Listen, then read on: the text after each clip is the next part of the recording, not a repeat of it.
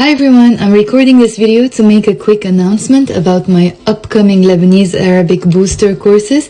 The next one, or the first one actually, is going to be from June 6th until June 12th, and there will be 3 levels this time. Absolute beginners, for those of you who don't know any Arabic.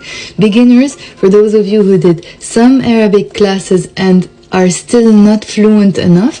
And there will not be General 1, General 2, General 3 anymore. There will be just a general class for people who are confident in reading and have some Arabic learning background. That's why I call it a general class, which means there will be people from different backgrounds and from different levels.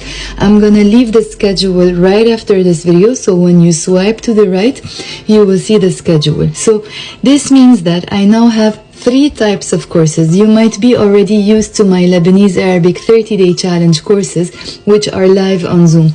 But now that COVID is over, which is good, people don't have the same amount of time to put every single day at the same time. It's becoming more and more challenging to commit every day at the same time.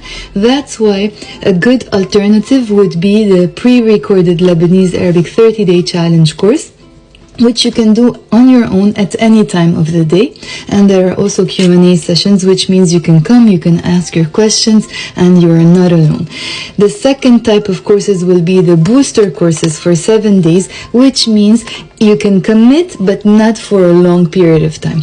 But I'm still doing live Lebanese Arabic 30-day challenge courses, and the next one is going to be in the summer from June 22 until July 21. If you want to see the schedules, swipe to the left once you watch this video. And if you have any questions, this is my email address, sharik@globetrotwitharabic.com. See you soon. Here's the schedule for the booster course from June 6th to June 12th. Take a snapshot of this. And this one is the schedule for the 30-day challenge course from June 22 until July 21. Also take a snapshot.